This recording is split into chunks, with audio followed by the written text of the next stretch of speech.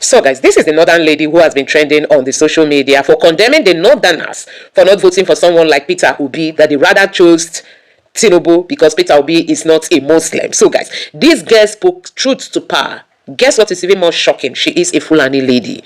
Also, recently, Sheikh Gumi visited Oyo State. He visited another Muslim politician, the man who is aspiring to become, the governor of Oyo State. This is the man who said if he wins the election to become the governor of Oyo State, he's going to introduce Sharia to Oyo people. So guys, it is no longer secret that the plans is to Islamize this country. They want to Islamize this country and they want Nigerians to be quiet. Now, I'm going to allow you to take a look at this video. The moment, he visited Sheikh Gumi and how this guy has reacted to that video. Then you are going to be listening to this lady who is also a Muslim, who has called out the northerners for not voting for someone like Peter Obi, whom they know is competent, but they refuse to vote for him because they feel he is not a Muslim. And now the voted Muslim ticket, the North is suffering it the most. Take your time and watch this video. Let me know your thoughts in the comment section below. Now take a look. Okay guys, so I saw some northerners ranting on their page about how the 2023 election wasn't balanced because all the candidates are southerners, and in 2027 they will not allow that to happen, that they should allow Atiku to represent the north in 2027.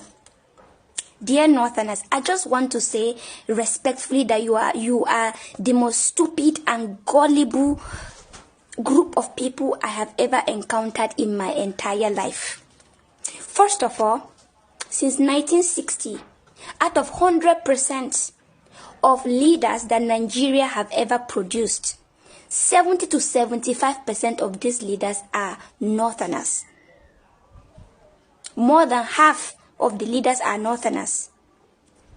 Please, what have these leaders done for you? Tangible something, not us buying you wheelbarrow and calling it empowerment. Tangible something. In terms of development, zero. Despite the fact that most of the leaders we had in the country were northerners. In terms of development, zero. Educational development, zero. Security, zero. Healthcare, zero.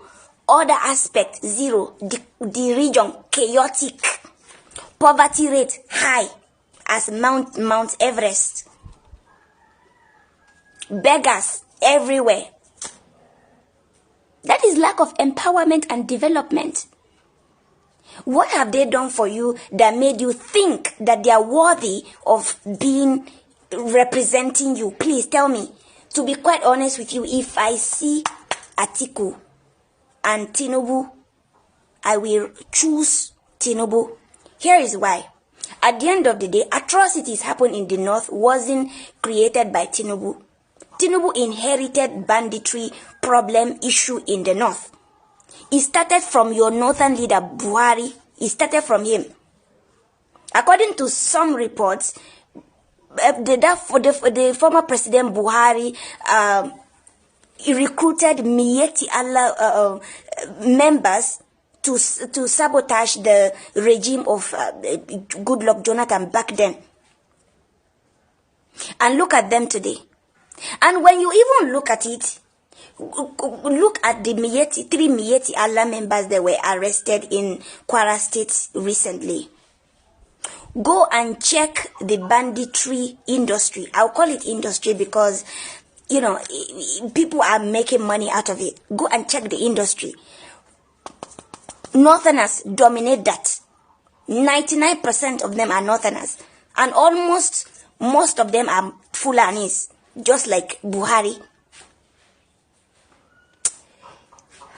I pray for you, Northerner, in Jesus' name, in the name of Allah, please, may you receive sense in 2027.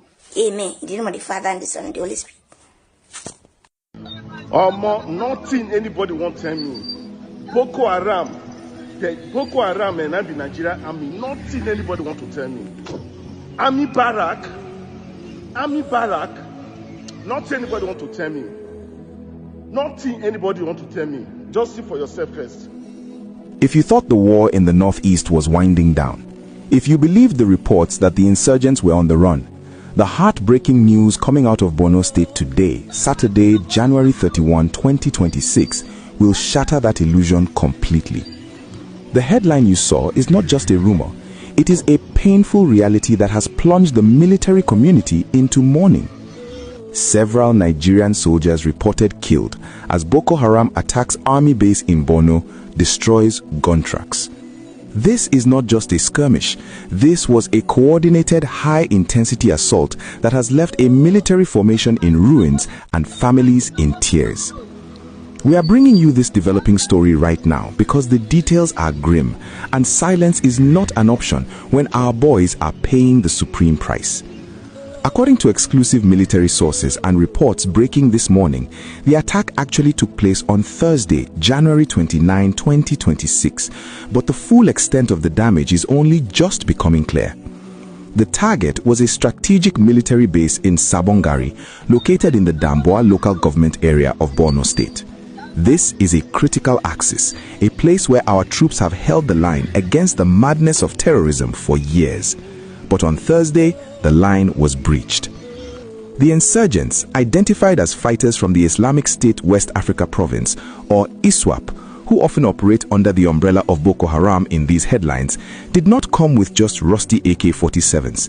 They came with a level of sophistication that should worry every single Nigerian.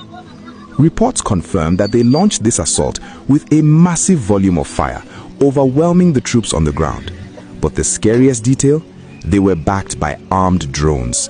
Yes, you heard me right. The terrorists are now using drone technology to bombard our military positions before sending in their foot soldiers. This is a game changer, and it is terrifying. During the attack, the base was thrown into chaos. The sources on the ground have described a scene of absolute hell. The insurgents fired sporadically and with precision. The heartbreaking result is that we have lost several gallant soldiers.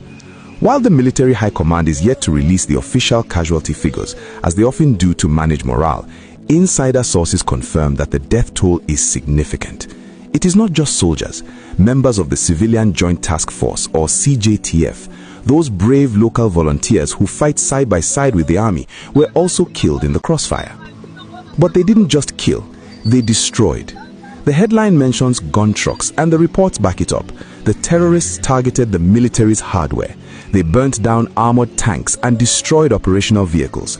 These are machines worth hundreds of millions of naira, machines meant to protect the citizenry, now reduced to scrap metal in the sands of Damboa. And to add salt to the injury, they carted away unquantifiable ammunition. Imagine that. The weapons bought with taxpayers' money to fight the terrorists are now in the hands of the terrorists, likely to be used against us in the coming days. This attack is not an isolated incident. It is part of a bloody week in Borno State. Just a few days ago, on Monday, January 26, 2026, we received the shocking news of an ambush that claimed the life of a newly promoted lieutenant colonel. He was leading his troops from Maiduguri to Damasak when they ran into a death trap. To lose a senior officer and now a base in the same week is a devastating blow to the morale of the troops and the confidence of the nation. I want to pause here and ask you a very serious question, and I want you to be honest in the comments. When you hear about terrorists using drones and destroying armored tanks, do you feel that our military is being outgunned, or is this a failure of intelligence? How did a convoy of terrorists with such heavy weaponry get close enough to a base to destroy it without being detected? Let me know your thoughts below. And if you are appreciating this unfiltered update on the security situation, please do me a favor and click that like button right now. It helps us push this video to more Nigerians who need to know the truth. And if you haven't subscribed yet, please hit the subscribe button and turn on the notification bell so you don't miss the next update. Welcome back. We have to look at the other side of this story. While we mourn the losses in Sabongari, the military is also fighting back. Reports just coming in indicate that troops of Operation Hadin Kai have managed to kill a notorious ISWAP commander named Julaibib in the Gujba axis. This happened on January 30, just a day after the attack. So it's a tug of war. We kill their commander, they burn our base. It's a cycle of violence that seems to have no end. But we must focus on the implications of the Sabongari attack. When a base falls or is partially overrun, it exposes the surrounding communities. The people of Damboa are now sleeping with one eye open. If the soldiers who are supposed to protect them can be attacked and killed in their own fortress, what hope does the common man have? The use of explosives and the burning of the base suggest that the terrorists wanted to send a message. We are still here and we are still dangerous. The video attached to the ISWAP claim of responsibility, which we cannot show you here for obvious reasons, reportedly shows them shooting sporadically and celebrating the destruction. It is propaganda, yes, but it is propaganda built on real blood. The military will likely issue a statement soon, possibly downplaying the numbers or focusing on the repelled aspect of the engagement. They might say the terrorists suffered heavy casualties too, and that may be true, but the sight of burning Nigerian army gun trucks is an image that is hard to erase. We also need to talk about the missing soldiers. In attacks like this, the confusion often leads to personnel being declared missing in action or MIA. Many of them fled into the bush to escape the overwhelming firepower. We pray that they find their way back to friendly lines. We pray that they are not in the hands of the insurgents. The uncertainty for their families is a torture I wouldn't wish on my worst enemy. These people just they play gamble with our life. Now don't see now. Army barrack. This is the second time.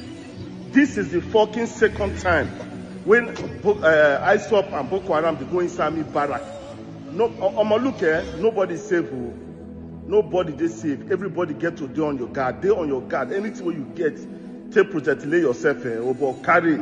You don't need permission again. I mean tell you, go carry anything where you see. You understand? So they on your guard because you know if you still make the call push you for your bunk. Share this post. Northern Muslim insists that whether Yoruba like it or not, that they must bring Sharia law to Yoruba land and there is nothing Yoruba can do about it. Just the way they are imposing Arewa on Middle Belt. Just the way they insist that we must be one Nigeria, whether Igbo like it or not. So they said whether Yoruba like it or not, Sharia law, they must bring and come Yoruba land.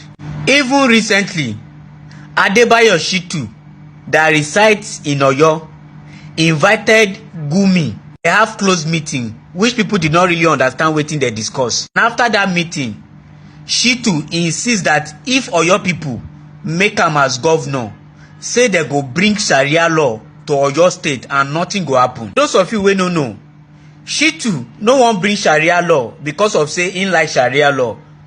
In just one bring Sharia law, or they convince Gumi say if he give him governor for your state, say he go bring Sharia law because he know say the only way where they go give him governor for your state. Now when he promise the northerners something, say if you make me this, I go do this for una. So definitely, to my own observation, that is why Shitu invite Gumi to Oyo state where they get close meeting. And make una watch out. As long as say Shitu don't promise say if they make am governor for your state, he go bring Sharia law. Una go see say the next governor of Oyo go be Shitu. As long as you are ready to do what the northerners want, they go make you governor anywhere in Nigeria and nothing go happen. You know the funniest part of it? Nothing go happen if they bring Sharia law to Yoruba land. You know why? Because individual Nigerians, we are not ready to take back our country. The northern elite, especially the Muslim ones, that they do whatsoever they like with our life. And as long as say we're not ready to resist them, they will continue to do more. The only place when Muslim know they get out now, only people where they feel resist them. For anybody where they jelenge from these Islamic people, especially those northern one, they go use you do jelenge. But if you can stand up against them, you go see say they no go misbehave again. But everything they are imposing on us, whether we like it or not, it will come to pass as long as say we're not ready to take back our freedom by fire by force. I tell people, freedom don't come free. Freedom come by fighting. The word free is not free in that freedom. The full meaning of freedom is free doom. You are free to doom. That is the meaning. So if you want to set yourself free away from all this oppression, you need to stand up and fight against your enemy. And who are your enemy? Your enemy are the people that did not want you to go far in life. The people that did not want you to see the next day if you don't practice their religion. The people that want to impose their own ideology on top of you by fire by force. So the best option for Nigerians, let every region start agitating for division. Now no fit agitate for separation of Nigerians. Let's just agitate, make dem split northern part of Nigeria from the rest of us. Make dem dey live their life. Anyway, share your thoughts on the comment section responsibly, and for those that love to cry, cry responsibly on the comment section. Thank you. Do not know what it is that they're doing, but nothing could be farther from the truth. Do you think that this decision that they have now finally reached, agreeing to suspend illegal mining, which seems to be at the heart of the problem, agreeing to state policing, is also another decision that they have also reached, and this is a new regional security funding. How far do you think these steps will go? This is not the first time that northern governors are meeting and coming up with recommendations like this. Some of the recommendations, yes, state police, okay, maybe something to look at. But to say you're suspending illegal mining, did you approve illegal mining in the first place? So what powers do you have to suspend something that is an illegality? It is illegal. It shouldn't happen in the first place. Okay, so maybe it was my fault. Suspend mining in general. Again, the question is, what kind of mining? Are you going to suspend people's legitimate businesses or the illegal ones? Anyway, the truth of the matter is that the governors have not just been complacent. They really have shown that they didn't really know what they were doing. Because Governor Obasani, for instance, who hosted the meeting, despite Wales Council, despite repeated drawing of his attention to the fact that negotiations do not work with bandits, embarked on the negotiation with bandits, and that has been the norm across the region. And when you ask them, from where do you derive the power, even as a governor, to negotiate with somebody who has picked up arms against citizens and the state? I can't see it in the Constitution. So, the very act of attempting to pacify bandits, to pacify terrorists with all means of what you call the so-called, I don't know, I disdain that term, non-kinetic. When I hear it, it riles me up. Each time they deploy this so-called non-kinetic fallacy as an approach for securing both the region and the country in total, we tell them it does not work. It cannot work. It has not worked before. Your predecessor tried it and has told the whole world that the only repentant bandit is a dead one. Why has it become difficult for them to develop the political will and to encourage the commander-in-chief who sits in Abuja to say, go all out and deal decisively with these people? And there are suggested methodologies that can be adopted in the short term and in the long term to defeat insecurity across the region. The region has a lot to be concerned about, and I'm happy that for once I've admitted that the region is experiencing an existential threat. That is for me the most important takeaway from the meeting. Existential threat. Now, since they know that the North is expressing an existential threat, being the epicenter of Nigeria's twin insecurity challenges, the most devastating of our security challenges, two of them emanate from this region. And I'm talking about Boko Haram Bishop and other jihadi groups on one hand, and the problem of killer herdsmen, either as bandits or ethnic militia operating in central Nigeria, from the same region. So the question that must be posed to the leaders of the region, traditional rulers and governors, is how did the North get here? And in the process is now drawing Nigeria down the road to state failure. Because when the governor of Gombe said Nigerians from all walks of life across religious divides are dying in the battlefield to defend the Nigerian state, it is true. But the question is, why are they mostly dying in the theater of war, either in the northeast or northwest or parts of north central?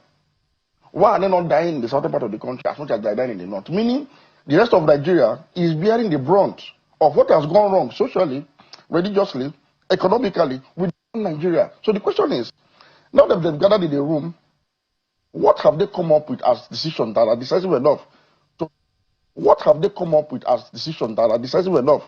to turn the tide around and save the North from itself and Nigeria along with it? So you are not satisfied with these decisions that they have reached? No, they have not addressed the real issues.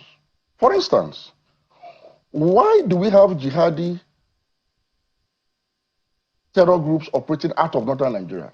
It is the Boko Haram, Nita Iswap, Lakurawa, Mahmuda, name them. Why is northern Nigeria so fertile a ground for the planting of the seeds of violent extremism and its domination into monstrous dimensions. What is responsible for that? We'll come to that shortly. Let me bring in Mr. Boyfo into this conversation. Azubike, I'm sure that you have been monitoring events, especially from the threat of the United States president.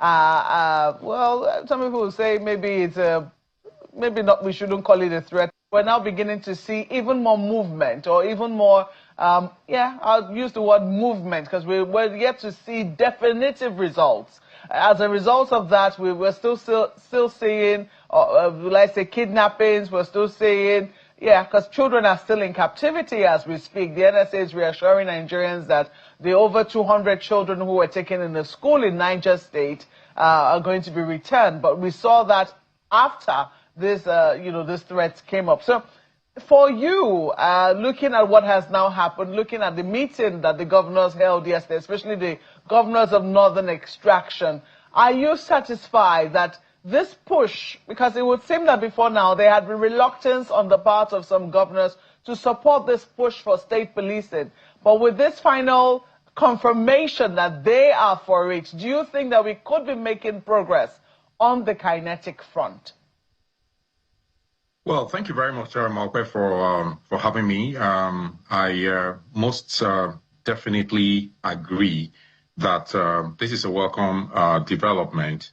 I also agree with Majid on the pertinent questions that he has asked. But first and foremost, I'd like us to look at this from a historical perspective.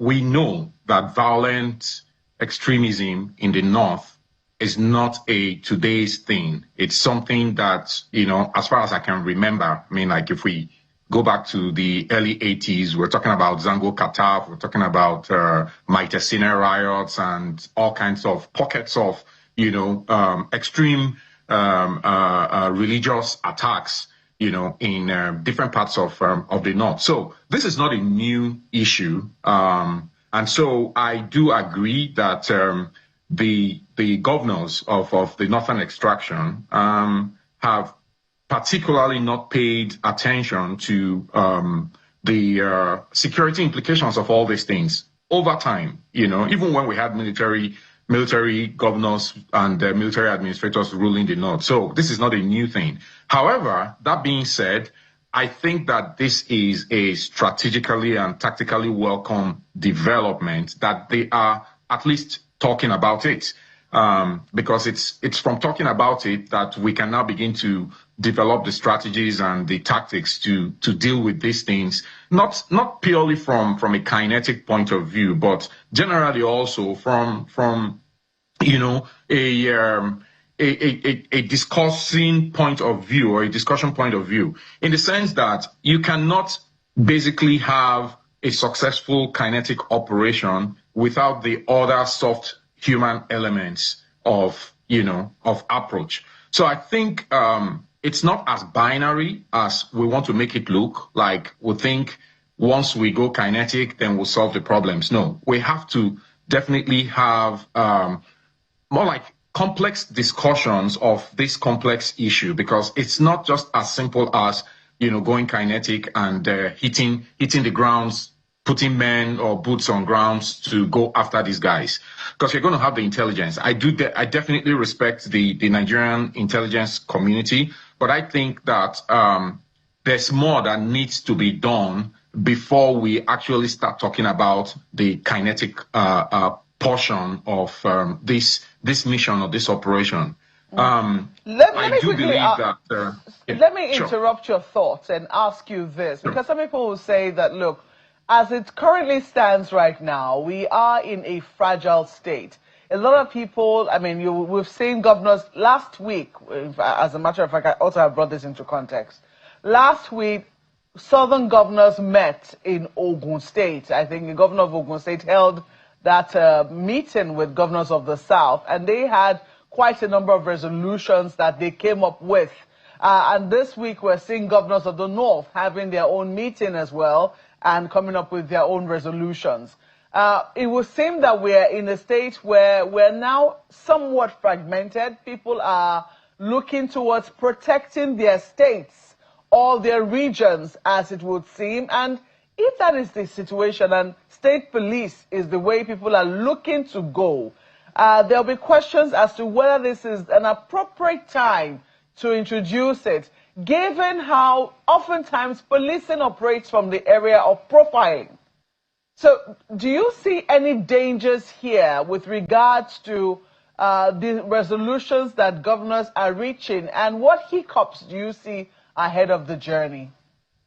Oh yeah, absolutely. I mean, as much as state policing is welcome, or as you may even have a state militia like you do have in the United States, a lot of people don't really know that when you talk about the National Guard, the historical roots of the National Guard is from state militia, and the National Guard in the United States is under the control of the state governor, and then also a secondary control of the president of the United States. Now, bringing it back to our Nigerian circumstance, state policing, I think, is a welcome idea, but we need to have the effective or the strong constitutional structure to back that. Otherwise, we might find ourselves running into a constitutional crisis from that angle. One of the challenge that I see right now as it is the issue of funding. We have state governors or state governments that can barely pay salaries of civilian workers at this point, and they're thinking about state policing. I mean, how are you going to fund it? How are you going to run it? How are you going to pay their salaries? Understanding that most of the challenges that we have are more economic than even security, because it's the economic challenges that actually bring about most of these security challenges that we have. So if you do have a state police and you are not paying them well, then basically you're apparently setting people loose to use their inherent policing powers to help themselves. So we must be very careful. As much as we say that this is a welcome development, we must be very careful and make sure that we have the appropriate structure, both constitutionally and economically, to back what we're trying to do. The other part of it is also training. I know that this is more like a state of emergency. How soon are you going to be able to put these guys together and give them the necessary training that they require, both in handling, the actual missions of safeguarding and securing people, and then also respecting the people that they're safeguarding and guarding. So those are three main issues that I think that these governments should take a look at. Now, in terms of fragmentation, I believe that if we have a central structure to guide the decentralization, then fragmentation would not be an issue. And all these things would have to come together. We have to run it from the center in terms of setting up the apparatus, setting up the infrastructure that would help with this state policing. But the truth is that, yes, the central policing system is actually currently inadequate to secure 230 million Nigerians. I do agree with that. But we have to make sure that we have all the structures in place, the constitutional backing or the legal or regulatory backings that can help us make sure that, we achieve the objectives, the original intent of putting together the state police. All right, let me quickly take this to my colleague, Ayo. I'm sure he has questions for Majid. There's something that Mr. Agbuefo said a little while ago when he was giving us that background, a historical background to the issues. And I'm sure as a research person, you also understand that a good number of those issues were always as a matter of exclusion in the past. The Metatsini riot, for instance, came because many of the young people felt jobless, hopeless, frustrated, alienated. They were left out of the lurch, and all of that. That's on the one hand. And a number of other issues over the years have also spoken to similar narratives.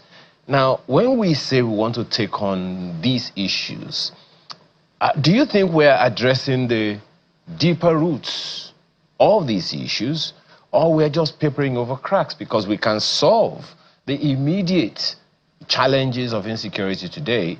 But what's to say that if we don't address the issues of poverty, unemployment, and those other things that even the military say are the roots of these issues, what's to say that we're not going to go back to the same thing we always had? A few seconds ago, I said that the foundational issue is economics, basically. Like, if we do not... Sorry, Mr. Agwefo. The question is for Mr. Majid. Oh, okay. Sorry. Go ahead. Sorry. Yes. Yeah. Fundamentally, economic deprivation, social dislocation, and all forms of underperformance of government in terms of provision of wealth and security can trigger some form of insecurity. But I can assure you that most of this category of insecurity emanating from economic crisis are usually urban criminal activities. When you talk about the kind of challenges we are facing today, I can tell you without fear of contradiction that Islamist insurgency, such as the one that is being waged against the Nigerian state by ISWAP, Boko Haram, Lakuru, and others, has little or nothing to do with economic or social underdevelopment. Because among the rank and file of these terror groups are some of the most educated, most exposed, and well-to-do Nigerians, as well as those that are supporting them from across the world, particularly from the Middle East. It's an ideological problem. And that is why you have this problem even in the West. Some people left their comfort zone from the Western world and willingly subscribe to ISIS in Syria and in Iraq. Willingly. Some people that have been arrested in this country, for example, the Christmas Day bomber that was arrested in the US, is the son of a billionaire, an American educated son of a billionaire. But he wanted to carry out an act of terrorism based on inspiration by an ideological leaning that has radicalized an entire generation of young men and women from northern Nigeria. Well, so I choose to focus on the ideology behind radicalism. Well, I understand that. And it's important it is tackled. I totally understand that, Mr. Majid. Just a second. I understand that. And it is important to address that ideology. And I'm hoping that the governor, the northern governors, just one second if you can hear me. I'm hoping also, just a second, Mr. Majid, if you can hear me. That's why I'm also hoping that this information you are giving us now is not lost on the governors. But without a crack in the wall, the lizard cannot get in.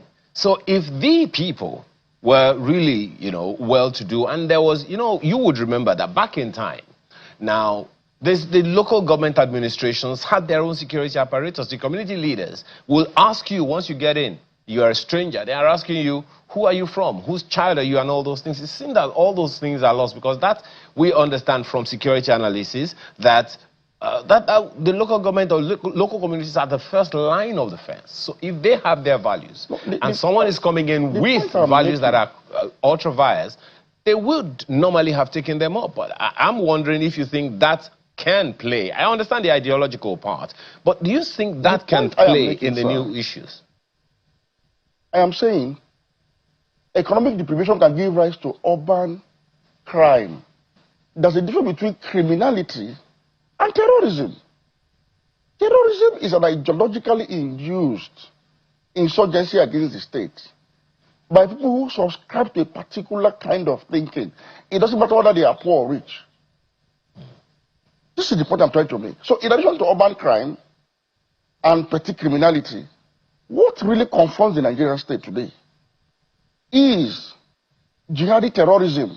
And I'm saying we should begin to interrogate the fact that northern Nigeria seems to be a very fertile ground for the breeding of the kind of ideas that are now taking a violent dimension. For instance, I get the argument that Libya collapsed and so it aggravated the problem of terrorism in Nigeria. But the question we should ask ourselves is this: how come the disintegration of Libya didn't result in jihadism making a landfall in Ghana, in Togo, in Benin, in Cote d'Ivoire, in Senegal or Gambia, or even up north in Nigeria, in Egypt, or in Tunisia. It is because these countries, some of them majority Muslim countries, have been able to roll back the tendencies responsible for this. Let me tell you this. An average jihadi thinks he's doing the right thing as enshrined by his own understanding of his religion. And I've always argued that these ideas sprout from the mainstream. And the political leadership of the North had weaponized Islamism for political Islam to gain power. So what you see happening today by way of jihadi terrorism is a violent manifestation of Islamism that is rife in northern Nigeria. So the effort that the governors and the national leaders are supposed to be doing at this time is to roll back the tendency of Islamism in northern Nigeria. And Islamism is distinct from Islam. Islam is not the same thing as Islamism. In fact, the biggest victim of Islamism is Islam and Muslims. And that is why Boko Haram has indeed killed far more Muslims than non-Muslims in northern Nigeria.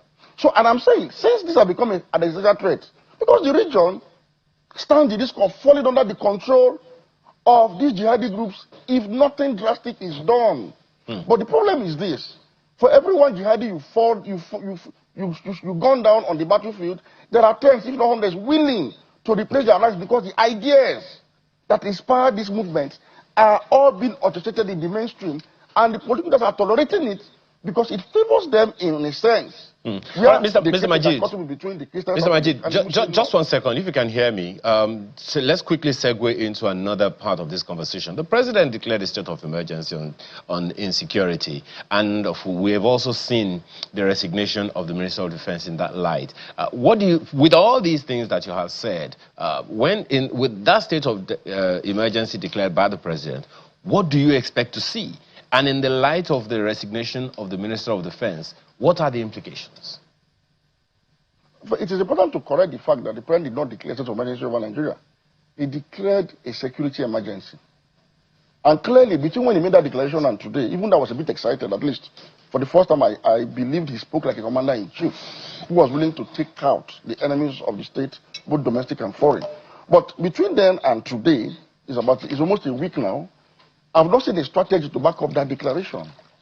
Meaning there's a gap in strategic thinking at the highest level of security management in this country.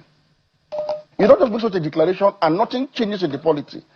I mean, between then and now, I should have felt a change in strategy and security management right from my doorstep to my workplace. I should have felt something has changed. I should have been issued new security guidelines and protocols.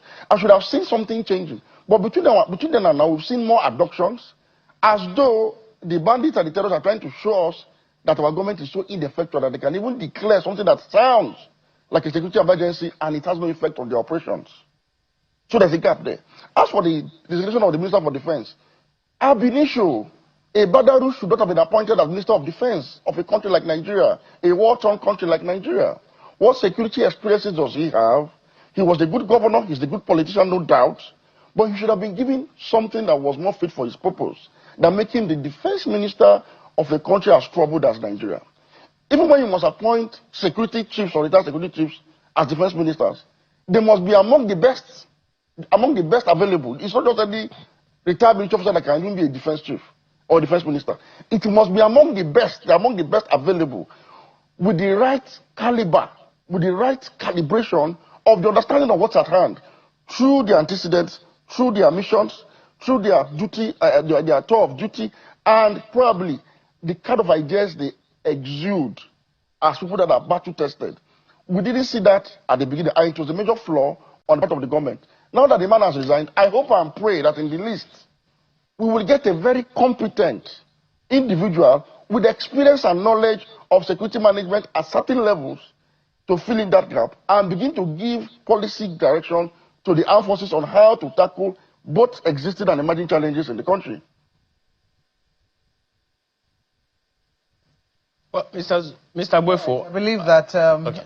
Well, go ahead, Mark. Ayo, let's go on now. All right, thank you, Ayo. So let me quickly take this to Azubike, because, you know, Majid just mentioned something very important about the security emergency that was declared as a security personnel yourself, what would you have been hoping to see in the wake of that declaration by the president? So, I mean, I agree that the security emergency declaration by the president is a welcome development. I think it's a step in the right direction. It could have been done much earlier, but now that it has been done, I wasn't surprised to see a resignation from the Minister of Defense. I do not want to go into the nitty-gritty of why, whether or not he resigned because of incompetence or whatever may be out there. Bottom line is that the Minister of Defense and any other minister serves at the pleasure of the president. And so while I wish him the best with his health, I think it is a welcome development. It's an opportunity for the president and the Federal Executive Council to pick on someone who actually has the competence, especially from a military and intelligence point of view, to run the Ministry of Defense. Because the Ministry of Defense is like the focal point of intelligence in any country or in any nation. So his resignation is a very welcome development. Now, what we expect to see, just like Majid has said, is we need to see the strategic and tactical steps that they are taking right now. Personally, I believe that this resignation is one of them. I also think that we need to have a rejig of the entire security apparatus that we have in Nigeria, because the truth is our security apparatus is collapsed. It's a total collapse of our security structure in Nigeria, what we are experiencing currently. It takes me back to what we were talking about earlier on in terms of the economics of criminality, banditry, terrorism, or what have you. We cannot remove the fact that, once we have social economic challenges in any country, what you see is what we're seeing in Nigeria today. I always like us to be very, very cautious when we try to make the challenges we're having look as binary as we're looking at it now. Yes, I agree. We do have fundamental religious issues in the northern part of Nigeria. Like I said, that has always been there. But the issues we have in Nigeria is multifaceted, depending on the region that you're looking at it. So if we focus on one aspect, we're basically going to be solving the headache when what we actually have is malaria. So what I expect with this current rejigging of our security apparatus and the declaration of a security emergency in some parts of Nigeria is that the federal government will come together, put together a team to work out the actual the strategies that are necessary to face the challenges that we have in the different parts. We know that in the Northwest, we have an issue of banditry. In the Northeast, we have issue of Islamic fundamentalism and Boko Haram and terrorism. In the Middle Belt, we have, cattle rearers, cattle rustlers, and Fulani cattle rearers, attacking the locals there. Some have branded it a Christian genocide, and some have said it's not a Christian genocide. In the Southeast, we have unknown gunmen, we have ESN, and all those other challenges that we have there. So we have to definitely take a global look at our problems, at our security problems, and work out the strategies that we need, both kinetic and human intelligence analysis and human intelligence extractions to be able to solve the problems that we have. If we take it as one problem, then we're just basically going to be solving the symptoms, or rather, we're just going to be treating the symptoms without curing the causative effects of our total security collapse in this country. I think it's a fine place to leave it. I know that the conversation never ends. Security is usually always on the front burner, and the way developments come, they come almost on a daily basis. Before the day ends, you already have another matter to look at with regards to security. But what we really want to see at the end of the day is progress and security for the people of Nigeria. We have to thank you both, gentlemen, for coming on Sunrise Daily today. Majid Dehiru is a newspaper columnist and technical member of the Luke Sterr Leadership Foundation. And Azubike Agboifo is a security analyst. Thank you so much for coming on Sunrise Daily, gentlemen. Thank you very much. So guys, I'm quickly going to take you through some of the reactions coming from Nigerians as regards to all what is happening on the social media. Now, somebody tweeted about Tunde Ednot. He said, come 2027, even if obstacles are placed everywhere to stop him from winning, let us still do the right thing. Let us have a clear conscience, knowing we stood for what is right.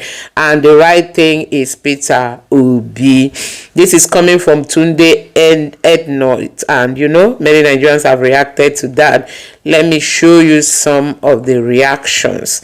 Like this person here said, I did not follow and campaign for Peter Obi in 2022-2023 because I had met him anywhere physically or had contact with him. I spent a few millions. I had to campaign and donate massively to PO's election because it was right to do. In 2026, 2027, I will do more because it's the right thing to do. This is amazing. This person is saying he has never met Peter Obi in person, but guess what? That he campaigned for Peter Obi because he wanted to do what is right. Now, this person is saying that Nigerians and sentiment, this man has sold lies upon lies. The camp, like he always does, left the former party in shambles, joined those who formerly claimed they were criminals. Funny, isn't it? And this was a childish comment. And then another person here said, I agree, but we must do more than we need to show these people we will not allow anybody steal our votes. And this person say thumbs up.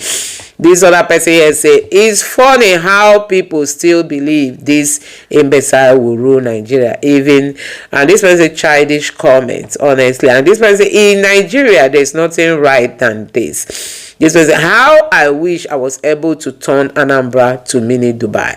I would have been convinced to vote him, but he couldn't. Okay. And this person here said, I'm not voting for this man, but sure. The video of him kneeling like a woman to greet politician dignitaries pissed the hell out of me. He could do anything to please the likes of Atiku and wouldn't hold any corrupt politician. Okay, vote for sure. And this person say, Dr. Kennon, so happy you are on the right path. Let's keep fighting regardless of the obstacle. And this other person here said, I endorse this, no doubt, bro. How much them pay today? The same cost to reformat your blockhead. So these are reactions from Nigerians as regards to, you know, those of them supporting the failure of Tinubu, and some of them you still see them saying they are still going to vote Tinubu come 2027. Nigerians are saying, does it mean that Nigerians are not tired of all what is happening in the country? Really so pathetic, so sad that we are here as a country. You must have heard that, okay, Lagos State Coordinator Obedient Movement, Ife Isaloku, says police intervention and local APC supporters disrupt a planned ADC event in Olimosho despite prior approval from the area commander. Really, really so sad, you know. Really, really, really so sad what is happening today in Nigeria. They went there to disrupt this activity just for their own selfish interests. You must have heard that Donald Duke has one article, you've run enough, it's time to step aside. Donald Duke is telling Atiku, step aside, you've had it enough, honestly. Massive crowd stormed Senator Kwankwaso's residence in Kanu, pledging unwavering loyalty to Kwankwasia leader ahead of his expected defection to ADC. Now, let's look at this Donald Duke telling Atiku to just step aside, that he has run enough. The attributes of a good leader is ability to gauge public opinion on national issue. Unfortunately, Atiku has not done well in this regard. It was the reason he couldn't manage the G5 crisis that turned PDP into pieces. Would he repeat same mistake again? And then let's see. These are the people in ADC, some of the top politicians in ADC. Now let's see more. This person, Atiku would have been celebrated as a statesman. His history will forever hold him in high esteem if and only he steps down and endorses support for Peter Obi. But he's too greedy and hungry for power. It's almost as if it's his ultimate wish to answer president like Tinubu, honestly. And then this person say, I like men like Donald Duke who say it as it is, fucking going around the corner. And this person say, that's bitter truth. AA needs to step aside. If Atiku truly has the interest of the country at heart, he shouldn't be contesting but supporting. It has become a lifetime thing. He just wants to take off his to-do list. Nothing of his such will happen with the man Atiku on the ballot, and that must be okay. And this other person say, hope he listens, except he was planned to keep the present president there so that your failed messiah will have a way. Any politician running from primary election, he doesn't have a legacy. He could attract vote at the primary level. He wants to emotional ticket. And this person, Peter Obi is coming. A new Nigeria is possible. Allow him run against bitter truth. Say no more. Another APC mole, we all know this more. We all know this more would still come. Nobody would step aside for anybody. Another person, a problem don't start. Bam. Let Baba step aside so we can see rude. So guys, these are reactions from Nigerians after Donald Duke came out asking what's his name, Atiku, to just resign and step aside. So massive crowd came to Kwankwaso's residence to show him support because Kwankwaso is planning to join the ADC. He's been promised possibly to run as a vice under Peter Obi. Kwankwaso may not have influence in all parts of Nigeria, but you see Kanu, he is the godfather. Hope Kwankwaso knows that his people love him. Loyalty is not bought but earned. His defection to ADC will seal the deal for power change come 2027. If Kwankwaso joins ADC, that will be the end of APC in 2027. Winning the presidential election is sure. His closest part of being the president is to deputize Obi. After 4 years, he becomes president. Is he truly defecting or keep his card to chest? The fools keep deceiving themselves. Kwankwaso will be president before Zombie. After 8 years of Tinubu, na him next. It takes more than Kanu to win the Nigeria election. Kanu votes is split already. So guys, let me know what you think about all this in the comment section below. Please don't forget to subscribe to the channel and turn on the bell notification for more. Thank you.